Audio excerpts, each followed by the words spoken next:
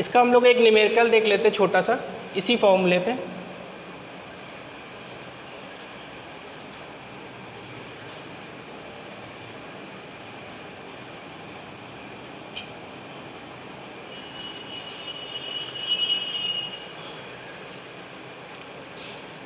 एक क्वेश्चन है, दो बिंदु आवेश, अब वो दो बिंदु आवेश हैं 5 माइक्रोकूलम तथा 10 माइक्रोकूलम एक दूसरे से 10 मीटर की दूरी पर रखे हैं। एक दूसरे से 10 मीटर की दूरी पर रखे, दो बिंदु आवेश हैं, वो एक दूसरे से 10 मीटर की दूरी पर रखे हैं, तब इनके बीच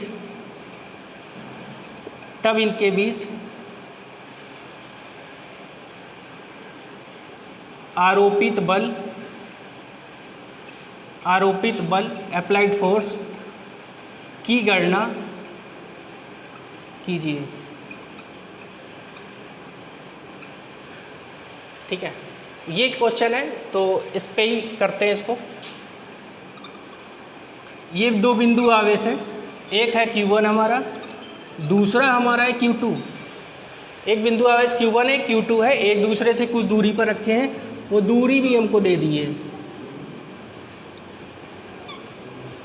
ठीक है, और जो पहला आवेश दिया है उसकी जो वैल्यू है 5 माइक्रोकूलम है, दूसरा जो आवेश दिया है वो 10 माइक्रोकूलम है।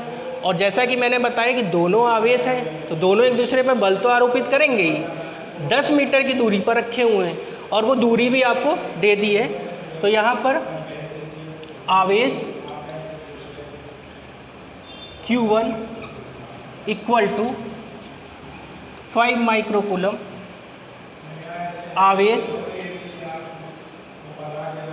Q2 equal to 10 microcoulomb. ठीक है, अब ये जो 1/4 पाई एप्सिलॉन 0 आया था, 1/4 पाई एप्सिलॉन, इसकी जो वैल्यू है वो है 9 × 10 की पावर 9। ठीक है, यूनिट आप देख सकते हैं, यूनिट निकालना बहुत सिंपल है।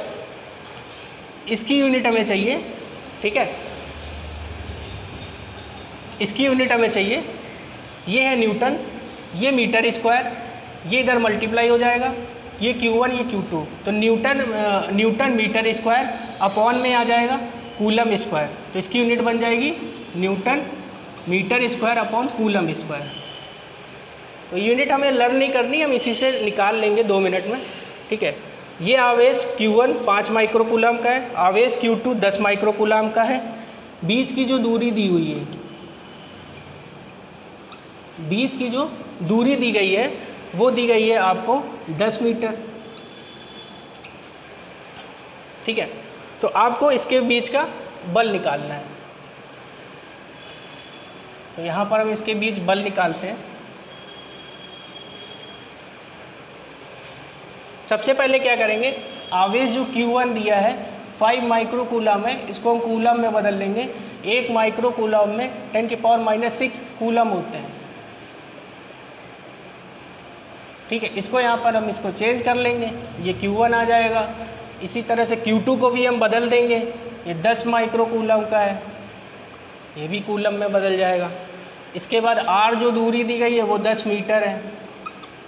तो यहाँ पर जो बल आएगा, बल का फॉर्मूला लगा देंगे, Fc coulomb force between 2 point, दो बिंदु आवेशों के बीच लगने वाला जो बल है 1/4 पाई एप्सिलॉन 0 Q1 Q2। अब इनके बीच माध्यम नहीं है, निर्वात में है, अपॉन R स्क्वायर, इसकी वैल्यू हो गई 9 × 10 की पावर 9 इंटू Q1 की वैल्यू रख देंगे 5 × 10 की पावर -6, Q2 की वैल्यू रख देंगे 10 × 10 की पावर -6 अपॉन R की जगह 10 रख देंगे, स्क्वायर कर देंगे।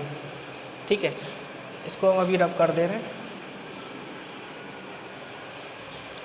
ठीक है, इसको सॉल्व कर लेंगे, ठीक है। ये हो जाएगा 10⁻⁻12 और ये हो गया -3, 10⁻³ ऊपर हो गया, ये हो जाएगा 450, 10⁻², ठीक है।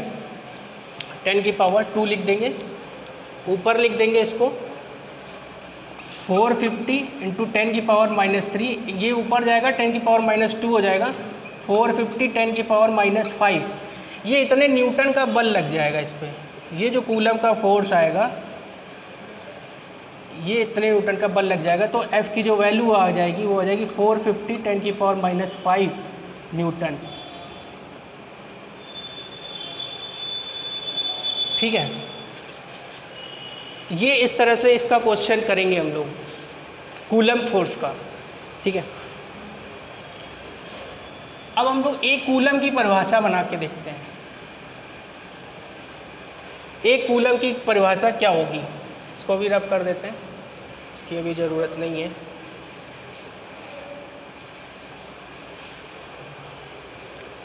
कूलम का जो फोर्स आया था हमारे पास वो था 1/4 पाई एप्सिलॉन। एप्सिलॉन लिखा है तो ये माध्यम है होगा यहाँ पर, अगर हम 0 लिख देंगे यहाँ पर तो ये फ्री स्पेस में हो जाएगा, यानी ये निर्वात में हो जाएगा या फिर वहाँ पे वायु होगा, ठीक है। तो अभी हम इसका एप्सिलॉन ले रहे हैं Q1 Q2 अपॉन R²। तो एक कूलम का डेफिनेशन क्या बनेगा,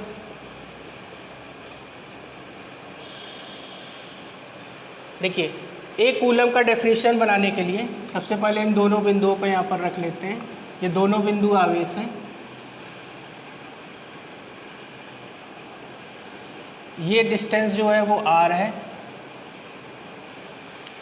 अगर दो बिंदु आवेश किन्हीं दो बिंदु आवेश अगर एक दूसरे से 1 मीटर की दूरी पर रखे हैं, ठीक है, और उनके बीच लगने वाला बल 1/4 पाई एप्सिलॉन है, तो उन बिंदु आवेश का जो मान होगा वो होगा 1 कूलम। ये है 1 कूलम का डेफिनीशन, ठीक है। इसको थोड़ा सा लिख देते हैं,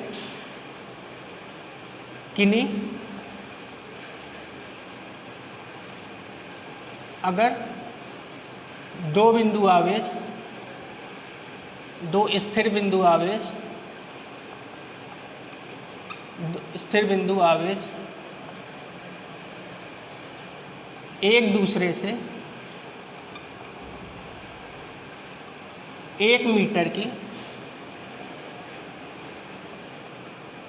दूरी पर रखे हों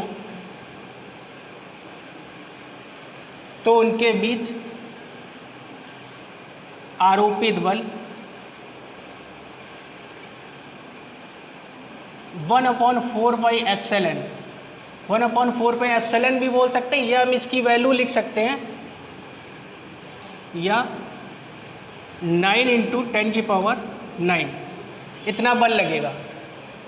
तो उन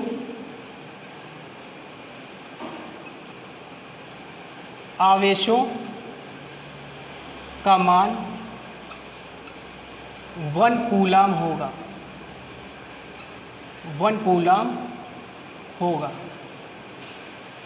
ठीक है। यानी डिस्टेंस यहाँ पर क्या हो गई 1 और बल की वैल्यू कितनी आ गई 1/4 पाई एप्सिलॉन, यानी 9 की घात 10 की घात 9 × 10 की घात 9। अगर इतना ही बल आ गया और डिस्टेंस यहाँ पर कितनी हो गई, दूरी जो है वो 1 मीटर कर देते हैं, R की वैल्यू यहाँ पर 1 मीटर कर देते हैं, तो उस कंडीशन में जो बल होगा वो इन Q1 Q2 के बराबर ही आएगा, ठीक है। और इसकी वैल्यू यहाँ पर 1 हो जाएगी, तो जो बल होगा वो 9 × 10 की घात 9 के बराबर आएगा। तो ये 1 कूलम का डेफिनीशन होगा, ठीक है। बेटा आप लोग के सामने एक न्यूमेरिकल लिखा हुआ है, ठीक है, मैं इसको बताता हूँ। निर्वात में 1 मीटर की दूरी पर स्थित दो बिंदु आवेश के बीच लगने वाला वैद्युत बल का न्यूनतम मान आपको निकालना है, ठीक है। यानी फिर से वही बात है, जो कूलम का नियम जो हमने आपको बताया था उसमें क्या था कि 2 चार्ज थे, ठीक है, 2 बिंदु आवेश थे, ठीक है, एक Q1 था एक Q2 था, और इनके बीच लगने वाला जो बल था ये दोनों एक दूसरे से R दूरी पर रखे हुए थे, ठीक है। r दूरी पर ये दोनों एक दूसरे से रखे हुए थे, इनके बीच जो लगने वाला बल था उसकी जो वैल्यू आई थी F equal to 1/4πε Q1 Q2 upon r square. ठीक है, ये फ्री स्पेस, ठीक है, परमिटिविटी ऑफ मीडियम। तो यहाँ पर क्या है, ये निर्वात में रखे हुए हैं। ठीक है, निर्वात के लिए हम लोग एप्सिलॉन नॉट का यूज़ करते हैं। अब देखिए इस न्यूमेरिकल को कैसे लगाना है। 1 मीटर की दूरी पर स्थित, 1 मीटर की दूरी पर दोनों बिंदु स्थित है। दोनों बिंदु का मतलब दोनों आवेश स्थित है। ठीक है, तो यहाँ पर हमको क्या क्या चीज़ें दिया हुआ है, सबसे पहले वो हम लोग नोट कर लेते हैं। ठीक है, तो दोनों आवेश के बीच की दूरी, दोनों आवेश के बीच की जो दूरी है उसको हम लोग r से डिनोट करते हैं। तो स्मॉल r की जो वैल्यू है वो हमको 1 मीटर दी हुई है। ठीक है, स्मॉल r की जो वैल्यू है वो 1 मीटर दी हुई है। और बात करते हैं कि दो बिंदु आवेश। अब बिंदु आवेश की वैल्यू नहीं है। ठीक है, तो बिंदु आवेश का मतलब ये है कि चार्ज कौन बनाता है, चार्ज बनाता है इलेक्ट्रॉन। ठीक है, चार्ज जो होता है वो इलेक्ट्रॉन पे चार्ज है, और इलेक्ट्रॉन अपने आसपास क्या बनाता है, एक वैद्युत क्षेत्र बनाता है। ठीक है, तो वो चार्ज जो होता है अपने आसपास एक वैद्युत क्षेत्र बनाता है। तो आवेश जो हो जाएगा आपका आवेश, ठीक है, आवेश की जो वैल्यू हो जाएगी यानी चार्ज Q, और Q की वैल्यू जो है वही Q2 की वैल्यू है। Q1 Q2 दोनों सेम चार्ज है, इसकी वैल्यू इलेक्ट्रॉन के चार्ज के बराबर हो जाएगी। ठीक है, इलेक्ट्रॉन पे जितना आवेश होगा उसके बराबर हो जाएगी, और उसकी वैल्यू होती है 1.6 10⁻⁻19 कूलम। ये आता है आपका आवेश। तो ये दोनों बिंदु आवेश के जो मान हैं वो इलेक्ट्रॉन के चार्ज के बराबर होंगे। ठीक है, निर्वात में रखे हुए हैं, इसका मतलब ये हुआ कि इनके बीच में कोई भी माध्यम है ही नहीं। ठीक है, इसीलिए इसकी परमिटिविटी यानी वैद्युतशीलता, निर्वात में वैद्युतशीलता, इसको आप बोल सकते हैं वायु या निर्वात में वैद्युतशीलता, उसकी जो वैल्यू है वो है एप्सिलॉन 0। ठीक है, अच्छा, एप्सिलॉन 0 की वैल्यू हमने आपको बताई थी, क्या वो होती है 8.85 10⁻⁻12। ये एप्सिलॉन 0 की वैल्यू होती है। और इसकी जो यूनिट निकाली थी वो हमारी जो यूनिट आई थी, एप्सिलॉन को आप इधर लेके जाएंगे तो ये हो जाएगा आपका coulomb square upon newton metre square. ठीक है, तो ये इसकी यूनिट आती है। इसके बाद अब हमको इसके Q1 और Q2 के बीच में जो दोनों चार्ज रखे हुए हैं इनके बीच में हमको बल निकालना है। ठीक है, आरोपित बल। तो Q1 भी Q2 पर क्या होगा, बल लगाएगा, Q2 भी Q1 पर बल लगाएगा। तो वो बल कितना होगा, वो बल होता है कूलम फोर्स के अकॉर्डिंग। कूलम लॉ जो आपने पढ़ा था उसमें जो कूलम का जो बल लगता है दोनों आवेशों के बीच में वो उसके बराबर होगा। तो ये हो गया, हमको निकालना है कि इनके बीच न्यूनतम वैद्युत बल का मान क्या होगा। ठीक है, तो अब हम लोग करते हैं वैद्युत बल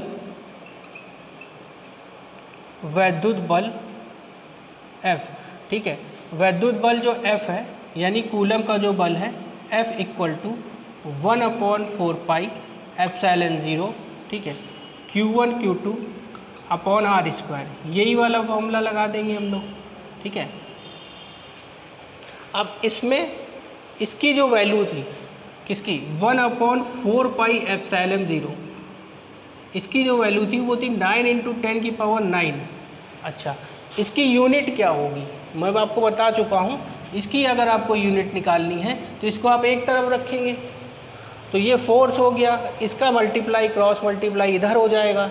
यानी अगर इसकी यूनिट हम निकालें तो 1/4πε की जो यूनिट आएगी वो आ जाएगी force into r square upon Q1 Q2। यहाँ से निकालेंगे।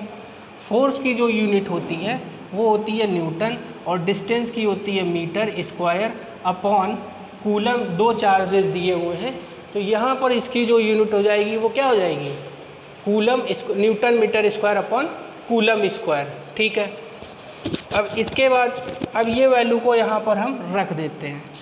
तो इसकी जो वैल्यू है 9 इंटू 10 की पावर 9 इंटू Q1। Q1 जो है और Q2 जो है वो एक इलेक्ट्रॉन के चार्ज है, क्योंकि इलेक्ट्रॉन ही क्या है, वैद्युत क्षेत्र बनाता है। तो यहाँ पर 1.6 10 की पावर माइनस 19 कूलम इंटू 1.6 10 की power minus 19 coulomb upon R. R की दूरी देखिए, आर जो है दूरी 1 मीटर दिया हुआ है, तो यहाँ पे 1 का स्क्वायर कर देंगे। अब इसको सॉल्व करेंगे, ठीक है। सॉल्व करने के लिए सबसे पहले हम क्या करते हैं, सबसे पहले हम पावर्स को सॉल्व कर लेते हैं। 1 का स्क्वायर करेंगे 1 ही आएगा, ठीक है। ऊपर ये 10 की पावर 9 है, ये 10 की पावर माइनस 19 और ये 10 की पावर माइनस 19 है, तो ये माइनस की पावर 38 हो जाएगी। माइनस में है, पावर्स ऐड हो जाएंगी, लेकिन साइन आपका माइनस का ही रहेगा, ठीक है। और माइनस का 38, ठीक है, ये आपका आ गया माइनस का 38, ठीक है। तो यहाँ पर हो जाता है आपका 9 इंटू 1.6 इंटू 1.6 इंटू 10 की पावर माइनस का 38 इंटू 10 की पावर प्लस का 9 अपॉन 1। 1 का स्क्वायर कर दिया, 1 ही आ गया, ठीक है। अब इसको थोड़ा सा और सॉल्व कर लेंगे। ये 18 इसमें से इसको लेस कर देंगे, तो ये हो जाएगा 10 की पावर माइनस 229, ठीक है। इसके बाद यहाँ पर हो जाएगा, इनका मल्टीप्लाई कर लेंगे, तो यहाँ पर हो जाता है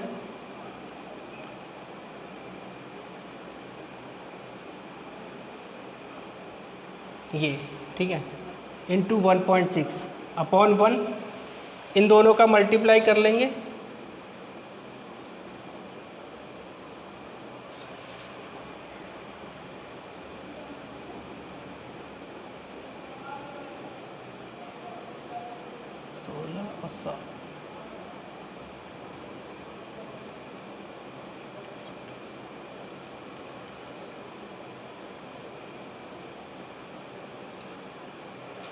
ये आएगा आपका 230.4 इंटू 10 की पावर माइनस 19। इसको हम पॉइंट को इधर शिफ्ट करके लिख देंगे, तो ये हो जाएगा 2.304 इंटू 10 की पावर, ठीक है। ये 2 पॉइंट इधर जाएगा, 2 पावर वहाँ पे बढ़ जाएंगी, ये माइनस का 27। ये आ जाएगा आपका फोर्स, यानी कितना वैद्युत बल लगेगा, ये आपका आ गया, ठीक है। इस पर कितना वैद्युत बल लगेगा, तो इसको सॉल्व कर लिया हमने सिंपली, और इस तरह से हम लोग करते हैं, ठीक है। इसके आगे हम लोग एक नया टॉपिक देखते हैं।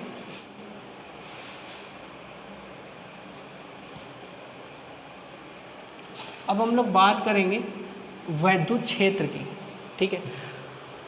तो सबसे पहले समझते हैं कि वैद्युत क्षेत्र होता क्या है। वैद्युत क्षेत्र का मतलब ये होता है कि अगर कोई आवेश है, ठीक है, तो उस आवेश में कुछ चार्ज जो हमने दिया हुआ है, जो आवेश है, वो अपने आसपास एक क्षेत्र बनाएगा, जिस क्षेत्र में उसका प्रभाव रहता है।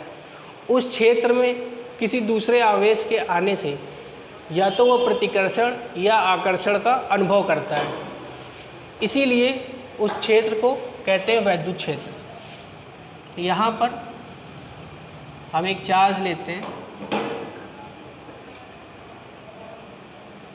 इस चार्ज को हमने हैंग करके लटका दिया है। ये एक पॉइंट चार्ज है, यानी बिंदु आवेश है। ये एक हमने बिंदु आवेश लिया, और यहाँ पर एक Q0 चार्ज है। इस Q0 चार्ज को हम लोग बोलते हैं परीक्षण आवेश। इसको हम लोग बोलते हैं परीक्षण आवेश। परीक्षण आवेश क्यों बोलते हैं? क्योंकि इसको हम लोग चेक करते हैं बार बार इधर उधर रख के, तो इसको हम लोग बोलते हैं टेस्ट चार्ज, परीक्षण आवेश, ठीक है। तो ये जो हमारा होता है, इसी को हम लोग परीक्षण आवेश बोलते हैं, टेस्ट चार्ज होता है ये। अब इस आवेश को जब हम इसके पास में लाएंगे, ठीक है, तो इसके ये जो आवेश है, इसकी वजह से यहाँ पर कुछ वैद्युत क्षेत्र उत्पन्न होगा जैसे ही ये वाला चार्ज इसके पास आएगा, तो या तो ये चार्ज प्रतिकर्षित हो जाएगा या ये चार्ज आकर्षित हो जाएगा। ये डिपेंड करेगा कि इस चार्ज का नेचर कैसा है। ठीक है, तो सबसे पहले वैद्युत क्षेत्र क्या होता है उसकी डेफिनेशन लिखते हैं। वैद्युत क्षेत्र, वैद्युत क्षेत्र क्या होता है?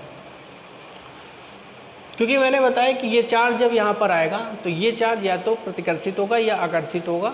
ठीक है, यहाँ पर जो है अगर ये प्लस चार्ज है यानी धन आवेश है तो ये प्रतिकर्षित होगा इसकी वजह से, और अगर ये ऋण आवेश है तो ये आकर्षित होगा। तो इसी चार्ज की जो पोजीशन है वो यहाँ आ जाएगी प्रतिकर्षण के केस में। ठीक है, यानी ये जो चार्ज है प्लस चार्ज यहाँ पर आ जाएगा, और अगर ये चार्ज माइनस हुआ तो वो इसको आकर्षित करेगा, तो माइनस चार्ज यहाँ पर आ जाएगा। इस तरह से हम कह सकते हैं कि इस टेस्ट चार्ज को इस चार्ज के आसपास लाने से इसका नेचर दिखेगा, क्योंकि इसके चारों तरफ एक वैद्युत क्षेत्र उत्पन्न है। ठीक है, तो किसी आवेश के कारण, ये जो आवेश है इस आवेश के चारों ओर एक क्षेत्र है, तो किसी आवेश के चारों ओर का वह क्षेत्र जिसमें कोई दूसरा आवेश आने पर आकर्षण या प्रतिकर्षण का अनुभव करने लगे, उस क्षेत्र को कहते हैं वैद्युत क्षेत्र। लिखते हैं डेफिनेशन इसकी। किसी आवेश के चारों ओर का वह क्षेत्र जिसमें कोई दूसरा या अन्य आवेश,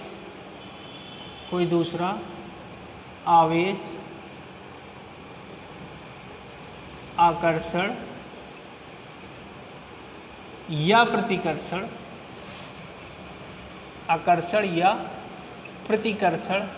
ठीक है, और इसको इंग्लिश में भी लिख सकते हैं अट्रैक्शन और रिपल्सन। आकर्षण या प्रतिकर्षण बल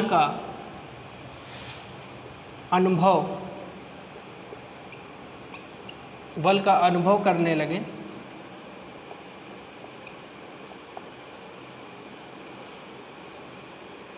तो उस आवेश चार्ज के चारों ओर का क्षेत्र, चारों ओर के क्षेत्र को वैद्युत क्षेत्र कहते हैं। वैद्युत क्षेत्र कहते हैं। बहुत सिंपल सा डेफिनेशन है स्टूडेंट्स।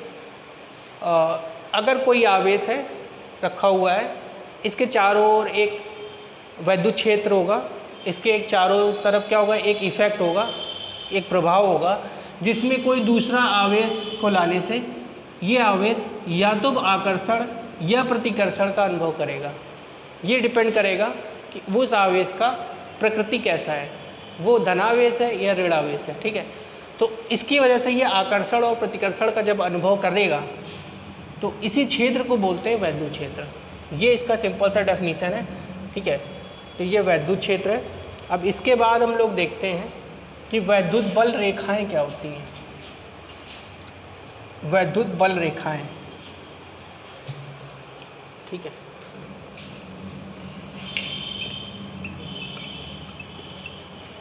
वैद्युत बल रेखाएं, ठीक है, इसको लिखते हैं इलेक्ट्रिक फील्ड लाइंस।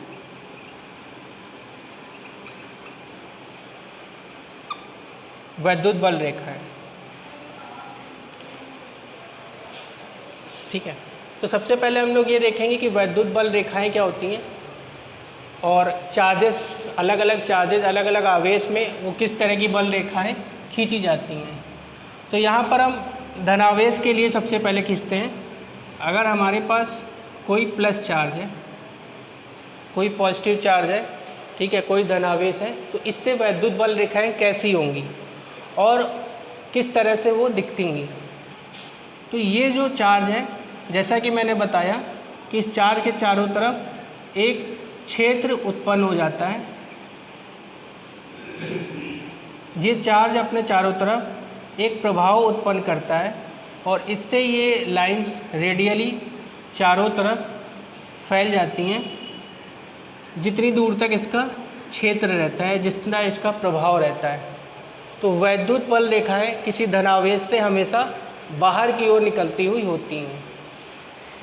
अगर यही चार्ज, यही आवेश हमारा ऋणात्मक है, निगेटिव है, तो ये जो वैद्युत बल रेखाएं हैं उसमें अंदर की ओर जाती हुई प्रतीत होंगी। ये रेखाएं उसका क्षेत्र बताती हैं कि उस चार्ज का जो क्षेत्र है वो कितनी दूर तक फैला हुआ है, और यही जो क्षेत्र है, यही क्षेत्र कहलाता है वैद्युत क्षेत्र। ये दोनों चार्जेस, धनावेश और ऋणावेश जो आप देख रहे हैं, ये दोनों के अलग अलग रेखाएं हैं। लेकिन अगर प्लस चार्ज से माइनस चार्ज के बीच अगर हमें वैद्युत बल रेखा खींचनी होगी तो हम कैसे खींचेंगे, उसको भी हम बनाते हैं।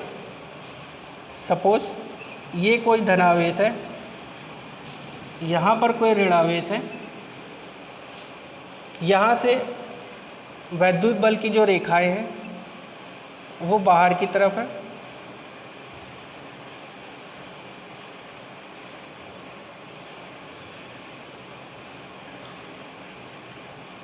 और यहीं से जो कुछ रेखाएं हैं वो माइनस में अंदर की तरफ जाएंगी,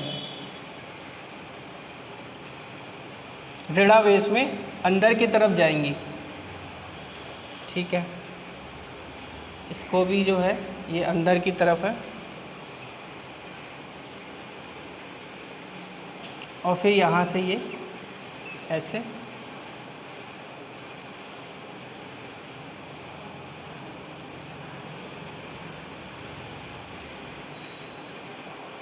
ये इस तरह से अंदर की तरफ।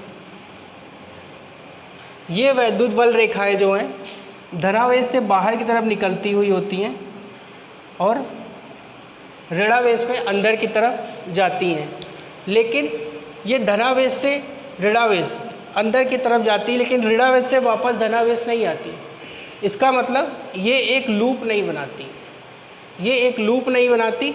जैसा कि आपने देखा कि जो मैग्नेट होता है उसमें एक लूप बनती है, यानी चुंबकीय बल रेखाओं में एक लूप बनता है। अगर इसको हम इससे कंपेयर करें तो ये नॉर्थ और ये साउथ, यहाँ से नॉर्थ से चुंबकीय बल रेखाएं निकलती हैं, साउथ में जाती हैं,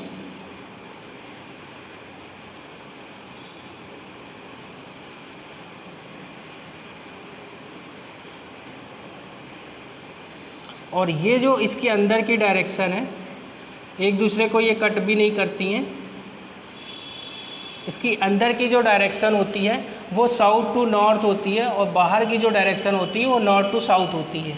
यानी ये उत्तरी ध्रुव से दक्षिणी ध्रुव की ओर, नॉर्थ पोल से साउथ पोल की ओर होता है, और अंदर जो होता है ये साउथ पोल से नॉर्थ पोल की तरफ, यानी दक्षिणी ध्रुव से उत्तरी ध्रुव की ओर होता है। इसमें जो होता है एक लूप बनाती है, लेकिन इसमें ये लूप नहीं बनाती। यहाँ पे माइनस से फिर ये प्लस नहीं आती, प्लस से तो माइनस जाती है, लेकिन इसमें क्या है कि नॉर्थ टू साउथ मतलब उत्तरी ध्रुव से दक्षिणी ध्रुव, और फिर अंदर भी जाती है दक्षिणी ध्रुव से उत्तरी ध्रुव की ओर। तो ये दोनों में एक कंपैरिजन है, एक छोटा सा माइनर डिफरेंस है कि जो चुंबकीय बल रेखाएं होती हैं वो एक कॉन्टीन्यूअस लूप, एक सतत पाथ बनाती हैं, लेकिन जो विद्युत बल रेखाएं होती हैं वो सतत पाथ नहीं बनाती।